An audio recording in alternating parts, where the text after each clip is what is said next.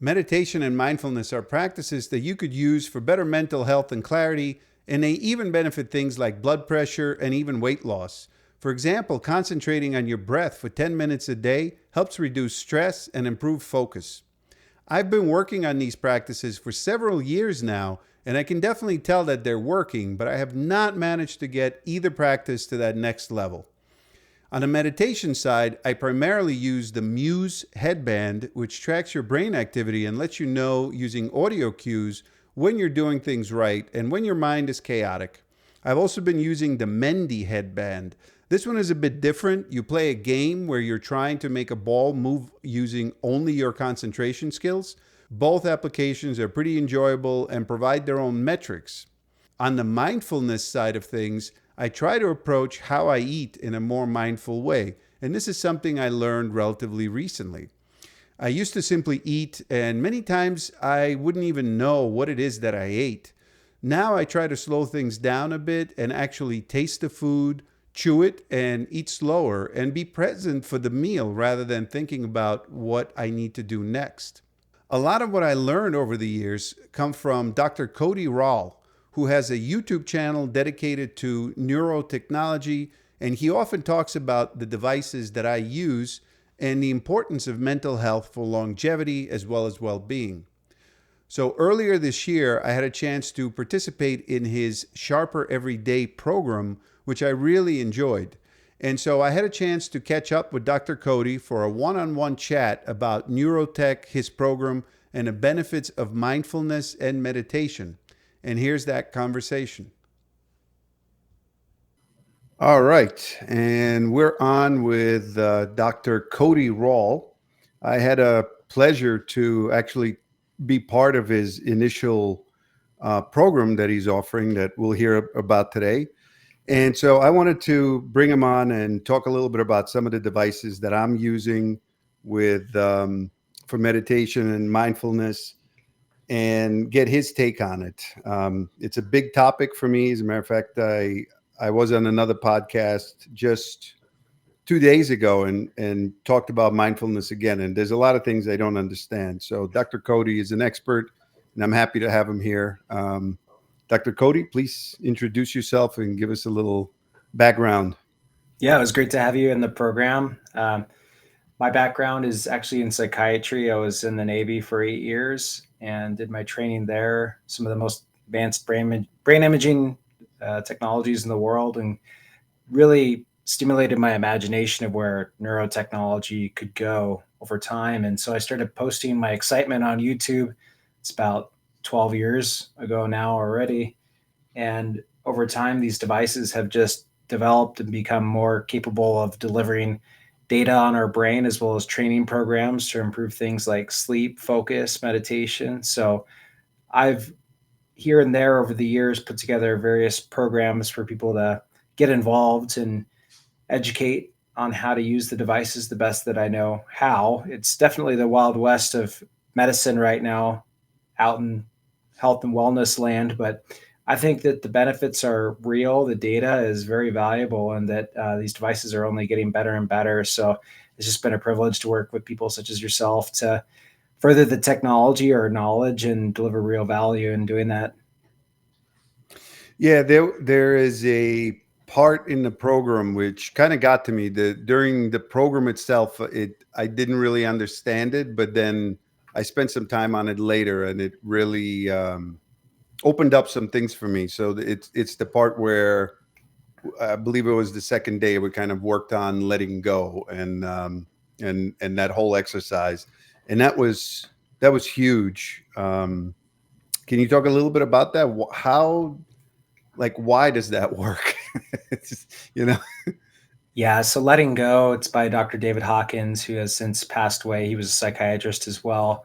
And he wrote Power versus Force, which is another really popular book, especially the self development circles.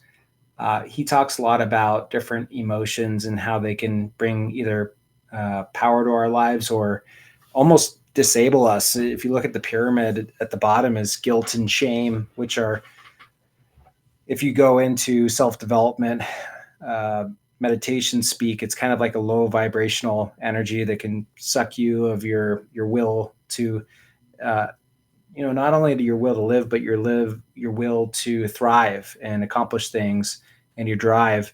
And someone that's in guilt and shame, it manifests in all types of different things: depression, anxiety, these different things that we have defined in the DSM in psychiatry. A lot of these are coming from these emotions. So, over the past 200 years, mainstream medicine has tried to develop techniques to address these types of things. Often they come from past traumas, and that can take various forms, some more intense than others if you write it down on paper. But, we all have our subjective experiences about how these things affect us. And so if you think of things like talk therapy or EMDR, or a lot of other techniques that have been developed that have clinical evidence behind them and are used in psychiatry and psychology, a lot of these have to do with letting out emotions, letting go of these things that have happened to us in the past. Even in our nomenclature, it's like, get things off your chest, right? So what does ultimately talking about, or meditating on, or visiting these painful memories, like, what is that actually doing to our physiology? And I think that that's where you get the intersection between psychology and biology. There seems to be a real effect to having some kind of trauma and not being able to let go of the things that happen to you. It actually puts you into fight or flight. Another great book is um, what's the PTSD one? The Body Keeps Score. So the Body Keeps Score is all about how trauma gets accumulated in your physical body. It puts you into fight or flight. And as you can imagine, if you're activated and nervous and anxious all the time, it causes your body to break down. We need rest and relax. We need parasympathetic relaxation. And the biohacking community is really catching up to this. I think that HRV and resting heart rate overnight has become a really hot topic, even within the last couple of weeks. And I've been, Yes. tracking my resting heart rate with Whoop. I've got the same thing. I just got the Whoop 5 MG, and I Yeah. got the Apple Watch. Kind of wear Yeah. both on the same arm. I got the Whoop back there. Yeah, Um, exactly. And and Whoop there are just some studied this people, it's huge great stuff. study. They just published this huge study with like tens of thousands of people, right? Um, so you can look at things like exercise and diet, how they're affecting your resting heart rate, because it really can affect your quality of sleep. But accumulated trauma that manifests as being stuck or fight or flight and causing our heart rate to be higher than we'd like it to be. It also stimulates mental activity. You have rumination. You can't stop thinking about things, intrusive thoughts, paranoia, anxiety. These are all manifestations of these feelings, these emotions, whether that be guilt, shame. And to bring it around circle, letting go is all about this meditation technique where you bring these feelings up and you sit with them. And the idea is that you don't judge them, because what a lot of people do is try to make logical sense out of the trauma or these things that have happened to us in the past. And if you can sit there and meditate, and this is where the mindfulness training really is very helpful, because a lot of people have never really trained themselves to be aware of what's happening in their mind and body. So if you can get a regular meditative practice and then use techniques like letting go, you can sit there, get grounded, and then bring up these memories of these things that have been bothering you, or these thoughts of things that have been bothering you. It might just be like a conflict that you're having with your spouse, or something that you don't like what your child is doing. These can be very relationship based as well. Let those feelings come up and sit with it. And what you notice is that they naturally start to dissipate on their own if you just allow them to come up. And I think a lot of people are trying to figure out what the actual biology and physiology behind this is, but it seems to have some kind of like psychic energy that's able to dissipate. And the problem is when you let all this energy build up inside of you, it's like a tea kettle that builds up with steam, and you have all this pressure from these things that are bothering you. And the problem is that people try to keep pushing down the steam, so they turn to drugs, alcohol, pornography, and any of the other vices you can think of. And even like work and exercise can become vices in a way too, because you're like running away from your problems. So the healthy alternative to that would be to go get therapy and talk about it, because that's kind of a form of releasing the steam. They'll say like a good therapist can find the affect. So if you're with a patient, if the patient's telling you like, oh, everything's fine, this happened to me, but it doesn't really bother me, and they kind of push it off, not much progress is made. Like, you actually want, in some cases, to make the patient cry by bringing up things that are actually bothering them and brought them to the office in the first place. Now, you don't want them to relive the trauma. There's a way of doing this, and that it becomes more of a release rather than re-traumatizing someone by talking about these things. But I thought what was really cool about letting go, just to sum it up, is that you can do it at home by yourself, and you don't have to pay hundreds of thousands of dollars to do it. It can be a method to use at home along with meditation. It's a type of a meditative practice to release the psychic energy of the things that are bothering all of us at some point or another. And I think it's just a healthy way of dealing with issues that come up. And I think it can be used in conjunction with mainstream therapy, as well as getting exercise and meditation. So it's not like a panacea, but I think it's like another tool in our tool set to deal with just the very fact that we're living life on this earthly plane and things come up that bother us.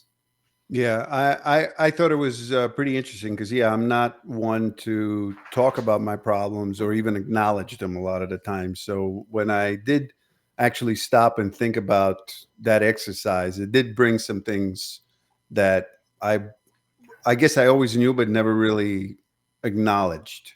So for me, it was kind of a eye-opening moment.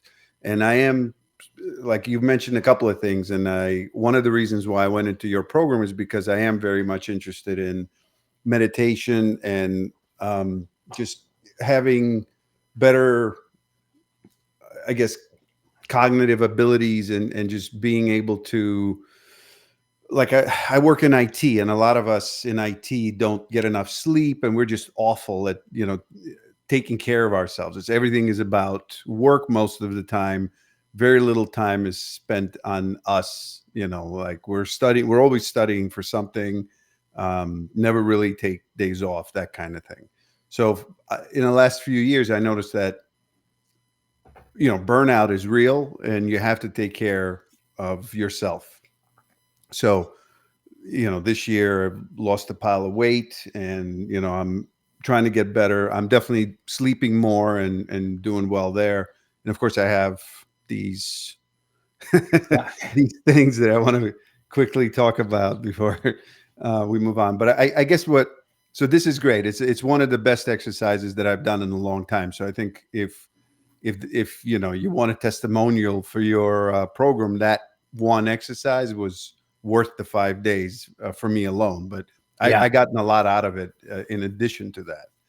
Yeah. I So think people get value from different areas of the program. And, you know, after I was implementing letting go on my channel and talking about it, I actually found out that like even the top tier programs incorporate that a little bit as well. Like if you've heard of 40 Year Zen from the Dave Asprey crowd, that's like a $20,000 program where you fly into Sedona or one of these, or I think it's in Austin. It might be in Seattle now. But I actually interviewed one of the main guys that came up with the original program, Jim Hart, who had like Tony Robbins as his client. And, they fly in and do all this neurofeedback exercise, but they actually do like a deep audit of these types of things, like the emotional hangups. Because like it's a part of that protocol too. It's like if you're harboring a lot of guilt and shame, it's really going to get in the way of, getting the most out of technologies like neurofeedback with Muse or Mendy, the ones that you were holding up there. So it can be like a mhm. really good prerequisite to sort of clearing the psychic space to allow your brain to flourish at a level that you want it to, with different types of trainings, and without things holding you back so much. Yeah, it's great. We've talked about your program now for like 15 minutes, and we haven't given it a title or where people could find it. So can you talk a little bit about when you're offering it next? What's it called? Because I think I was kind of like in the beta, and it had a different name, I think, originally. Yeah, So you're very correct. I actually updated the name after getting a lot of feedback from people that had been through the program, and I call it now Sharper Every Day, which I think captures what I want the program to communicate is and what I want it to evolve into, which is continued training for your brain. And that I really want it to be about peak performance, but also be in the longevity space, because I think with longevity medicine, as things evolve and people are getting into biohacking, I think that whole movement is about longevity medicine, biohacking. How can we be our best selves for longer and longer as these yeah, things evolve, like AI and these fantastic technologies that are coming online right now as we speak. So I did rebrand it as Sharper Every Day. We started with a 5-day challenge, and it covers everything from neurofeedback, neurotechnologies, to what we talked about before, different meditative techniques that you can use for emotional processing, as well as diet, sleep habits. We want to make sure that we cover the biological, the psychological, and the social aspects of keeping your mind sharp. And that's what the program's about. great. And where can people find more info about that? Yeah, if you go to the website, www.sharpereveryday.com, there's a lot of information about the program there. I'm going to include that in the description. So Yeah, and if you want more resources, there's also www.techforpsych.com, which is my main website that will have links to the Sharper Everyday program there as well. and you also have a YouTube channel. That's actually how I found you, which is really good. There's a lot of good content on that channel, which I guess is a good segue into the Mendy and the Muse. Now, the Muse I actually found way before I found your channel. I've probably been using this thing for I don't know, 4 years. I still have that original one, the one that's like the little plastic clip that goes around. But I've never been able to really build up a strong meditation practice for myself. Like I can do for 10 minutes here and 10 minutes there, and I can see my alpha peak is going up. Like it's 9.6 right now. It was higher, but I'm having a very busy couple of weeks, so it's been lower. As I get less sleep, less exercise, you could see a relationship between brain and like physical activity and lack of sleep. So it definitely shows. But I've never been able to get quite good at it. And the Mendy seems like it's working for concentration. Like I think my concentration is a little better, but I don't know. I also don't have a great sort of measuring stick because Mendy gives you like this score. It just says like you're at 80 or you're at 90. So I think I'm 85 right now, and I don't know if that's good or bad or whatever. I do think it's working to some degree, but I don't know how well. So being that you kind of champion these, I don't know if I want to use the word champion, but you use these devices, you have more experience with them than I do, I think. Can you talk a little bit about both and what people should expect from that, or what am I doing something wrong with them or that kind of thing? Yeah, if you think of like our mental flexibility throughout the day, there's a lot of different things that we're doing. We're doing introspective thought, relaxed, focused attention on what's in front of us, trying to get into flow state. These are all different tool sets, skill set. These are all different skill sets that we're employing during the day. And one of the challenges of neurotechnology right now is that because you have to design the algorithms a certain way and the brain is so dynamic, you're really only capturing one piece of the skill set with each device. And so you mentioned that Mendy seems to be pretty good for training your focus. Uh, what Muse is really good at in the regular Muse app is training mindfulness, relaxed attention. It's very heavy on alpha brainwaves, which go up when you have relaxed attention, which is great for mindfulness training. Uh, what I found is that through my meditative practice, my more elevated, or you could say deeper meditative experiences tend to make the muse feedback go haywire. And so why is that? And there are third-party apps that you can use to track your brainwaves that show, both on myself as well as expert level meditators that I've had in the program, that you get these big spikes in different brainwaves like beta and gamma when you are going deeper and deeper into meditation. So the problem is that the Muse algorithm isn't flexible enough to handle that. The good news is that mindfulness meditation can be used as a primer at the beginning stages of meditation. I just had a neuroscientist on the channel. I'll be publishing that video this weekend, but we were talking about, he had these expert level Vipassana meditators come in, and they were actually able to track how they were going deeper and deeper into meditation, rated 1 out of 5. So superficial level 1, deeper 2, on down and down into 5. And so what I talk about in the program is I like to use the Muse headband as a primer device for the deeper stages. So if you do like 10 minutes of mindfulness meditation with the Muse, I find that it's easier to get into a deeper meditative state afterwards because you've activated the meditation networks in your brain to sort of wake up. Hey, we're practicing mindfulness. You get the feedback from the birds and the rain and the app. And then afterwards, you can take the Muse headband off and go into the meditation. Now I'm still not quite there yet. Yeah. Now I'm still experimenting with this, but actually what I've been really pleased with is that the Muse Athena with the blood flow tracking and the brainwave metrics actually tends to respond better to a little bit more of an elevated state. So as you get deeper into meditative experiences, you start kind of like with this meta awareness that's not too intense and more spread out. And then once you have that aspect of mindfulness, you start to dilate, or you start to constrict into meditation object and be a little bit more locked in and intentional about your focus. And I'm actually really excited that the Muse Athena is responding well to that. So it's almost becoming this serendipitous thing where it's like they developed this algorithm for focus, but it actually works really good for me to do the Muse mindfulness regular meditation, then do the Athena feedback for focused attention.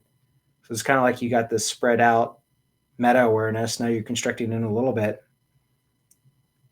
And through that cycle, getting into the right headspace for a really deep meditation session. Mendy works pretty well for a primer as well. I'm finding Muse to be more comprehensive at this point. I think Mendy can compete at this point because they have a lower price point. But I think that Muse has become much more of a agile, multifactorial, comprehensive device as far as brain metrics and meditation goes. Okay. Do you have any tips or advice on starting a meditation practice and some of the things that you would I don't know if expect is the right word, or some of the clues that it's moving in the right direction? Like I talked to somebody the other day and they said, well, your heart rate should fall if you're in a good meditative state. And I haven't quite confirmed that yet. I have to go back and look at some of the data that's being collected. Maybe actually even wear a chest strap and check that. But what are the signs that it's working?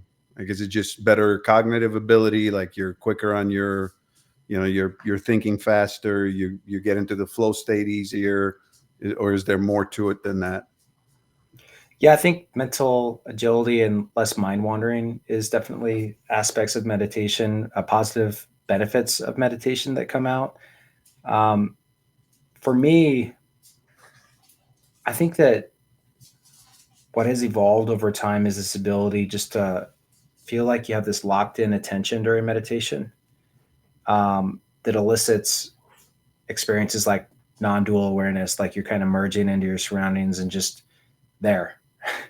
It's hard to describe. Yeah, I haven't quite gotten there yet, so it's interesting, but I can't quite picture it yet. But the way that I see it is that there's a ton of benefit from baseline mindfulness training, which you can get with apps like, I like Headspace a lot, because Yeah, I use Headspace, that. yeah, it gives you like the basics of like, okay, we're going to sit down, get comfortable. We're going to do a body scan so we gain awareness of how our body feels. And then we're going to focus on the breath.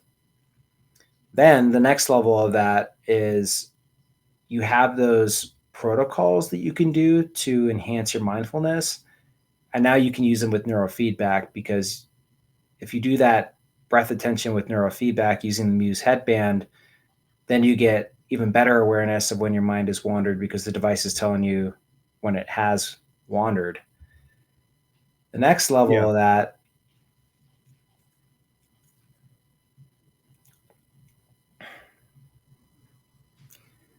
I'm a big fan of like Joe Dispenza and some of these other geometry protocols, where when I first heard about chakras,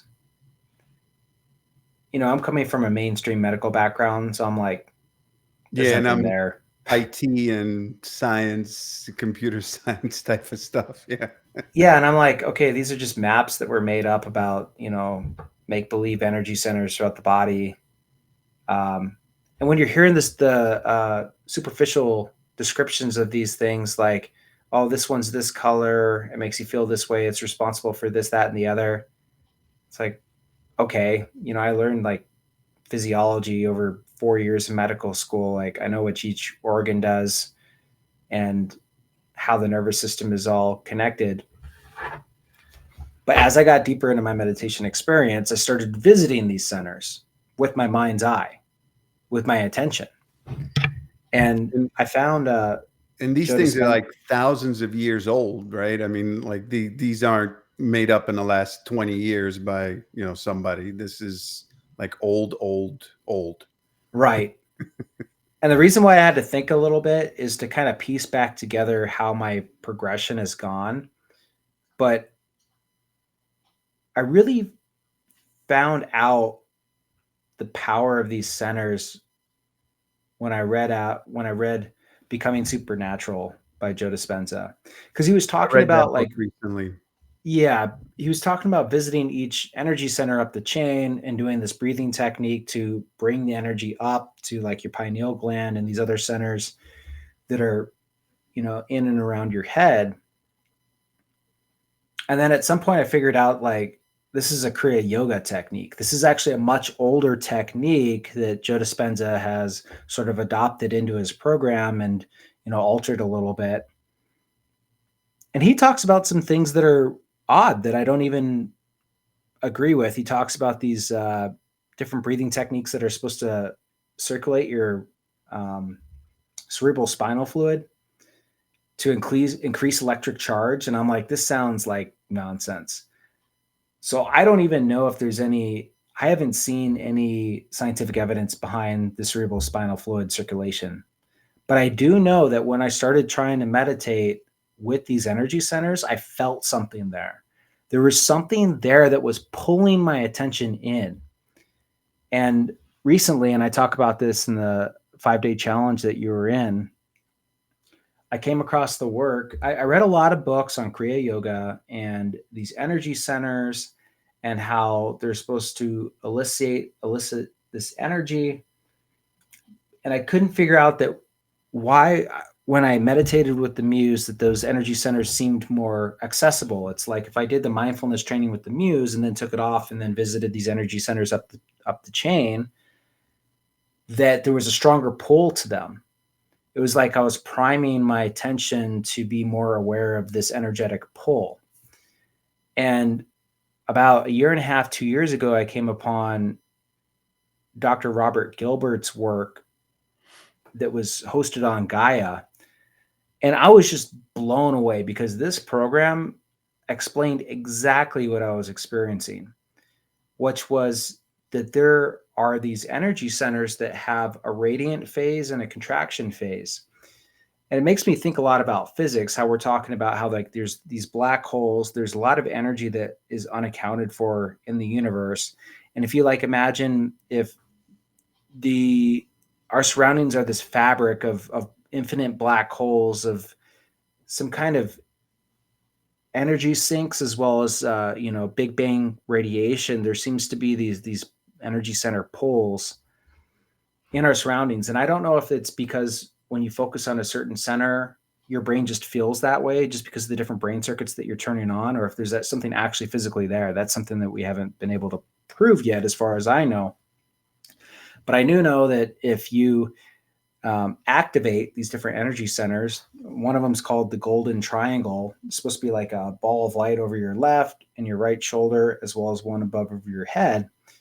Like if I'm sitting here and thinking about it and just visit that energy center, about that big right there, I feel this pull of attention. It's like this pool of energy. And if you let that collapse into what Robert Gilbert calls the zero energy point, there's energy there. And then you can feel it expand back out into the radiant stage, and it reaches this equilibrium.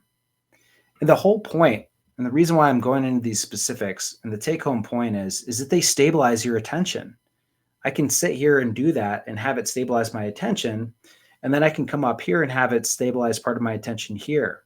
So my conscious awareness is now between these two different points, and you can feel them interacting with each other and holding court, holding focus. And if I do that at these 3 points and I sit there, it's like my attention is now locked into this triangle geometry. And it just makes it so much easier just to stay present. And what happens is when you're present, you start to feel this giddy, enjoyable, joyful feeling. And I think that it's love. It's like love of the universe that kind of starts to emanate and fill your soul and your heart and your being when you're locked into mindfulness attention like that.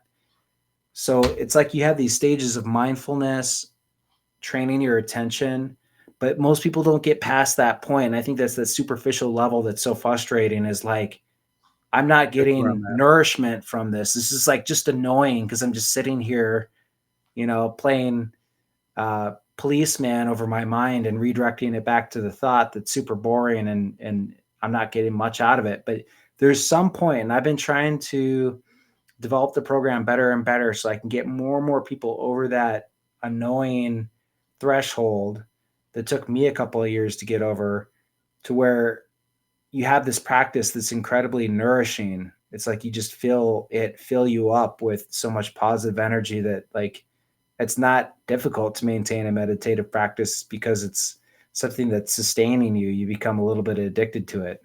Yeah. So I guess that's probably, as we wrap this up, I guess that's probably like the main point. It isn't something that you're going to, discover and adapt it overnight. It's something that takes years of practice. And devices like Muse and Mendy are a good way to start.